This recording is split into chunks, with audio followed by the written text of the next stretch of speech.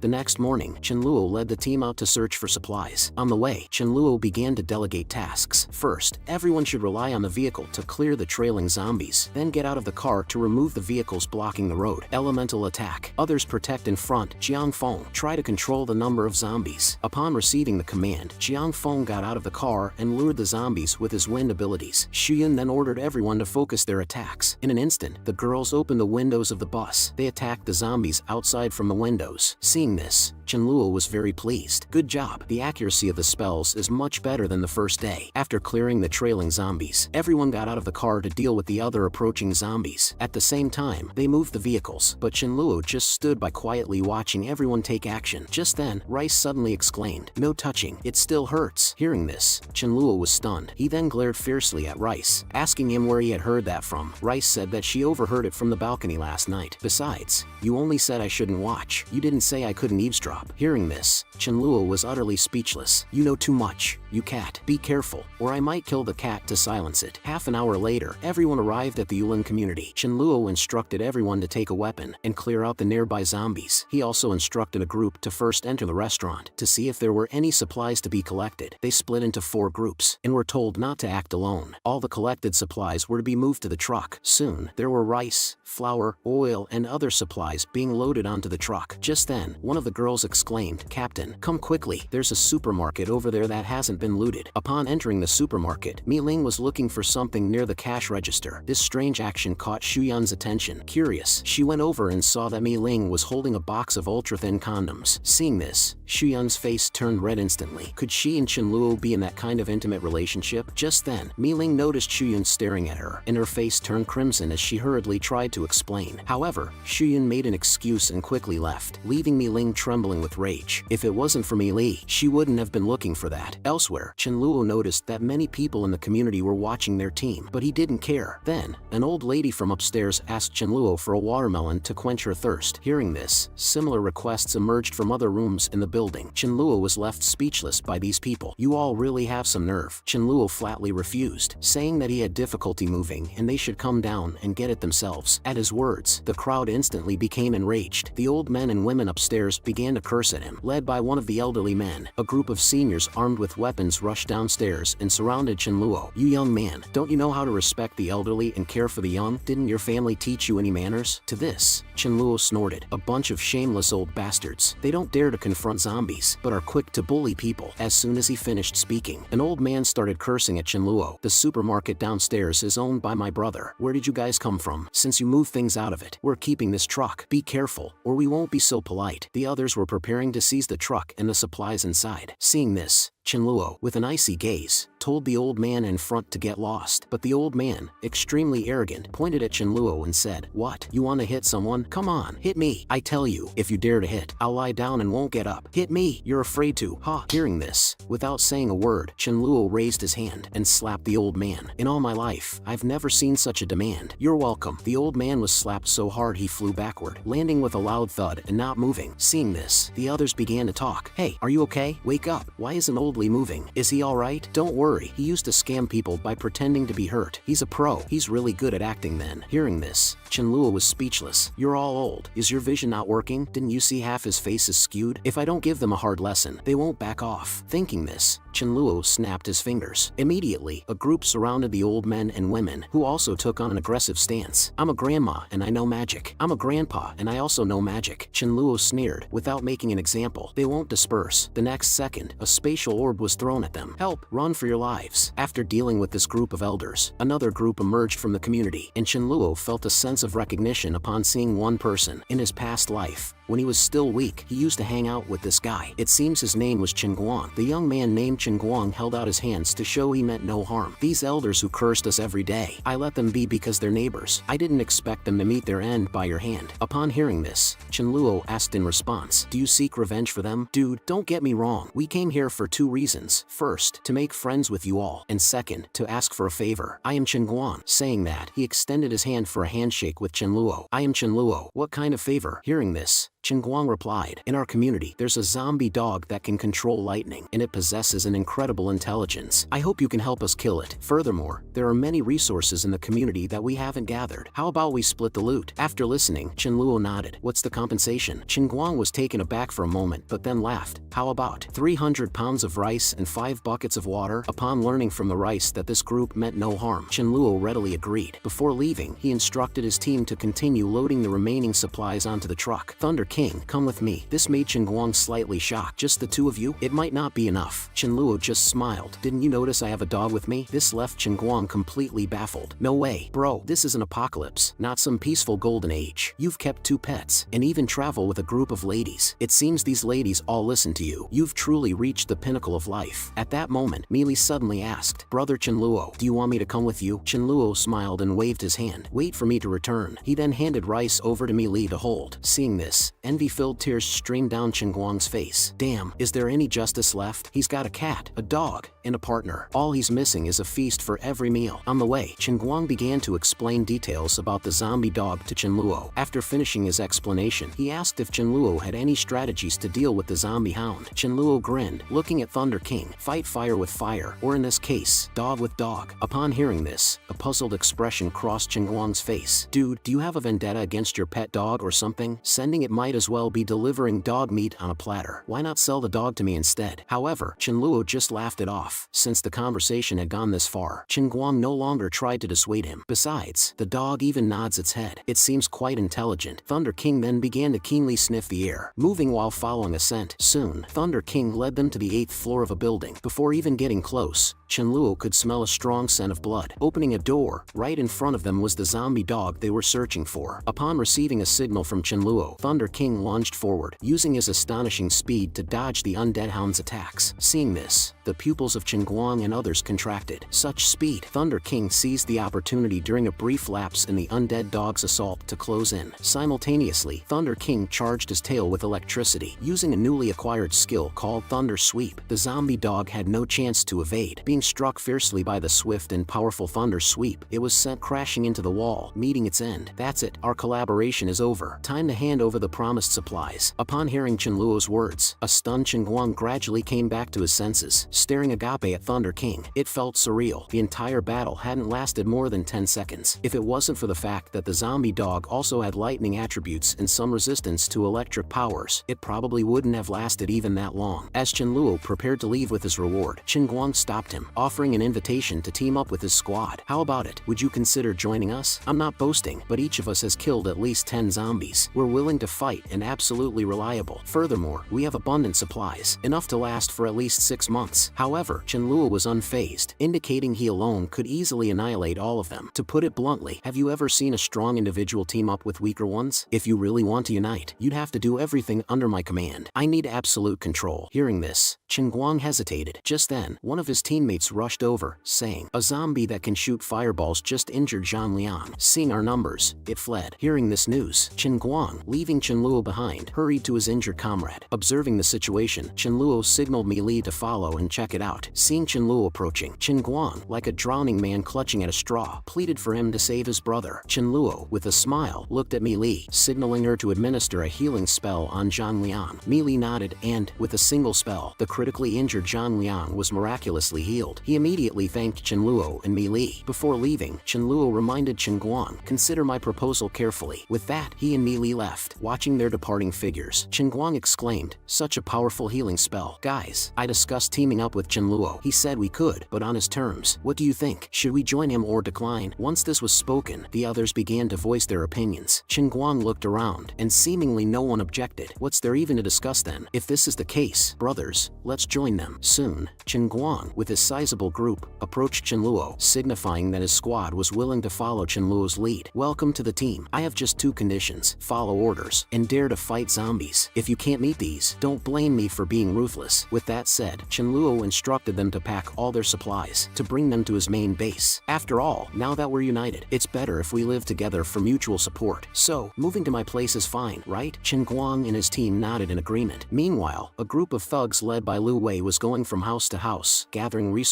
With about 18 or 19 survivors in his group, Lu Wei had established some dominance among them through his ruthless methods. Soon, they stumbled upon the villas where Chenluo and Shuyun resided. The ones on guard duty, Fangyu, Sulan, noticed them first. Sulan inquired, "What should we do? Their numbers are significant." Chenluo once said, "If there are too many, just pretend you didn't see them. If conflict arises, with only the 2 of us, Fangyu and Sulan, we won't stand a chance." Fangyu, however, shook his head. "That won't work. We can't let them search our place. Our supplies are in there. Even if Chenluo didn't command it, we can't just stand by and watch. Let's go down and warn them. Tell them our main forces are about to return. If they don't heed the warning, we'll fight. We can then run to lure them away, buying some time. With the electric batons in our hands, we might even have a chance to strike back." Just then, they saw Chenluo's convoy returning to the compound. At the same time, Chenluo on the vehicle also noticed the aggressive survivors heading straight for his villa.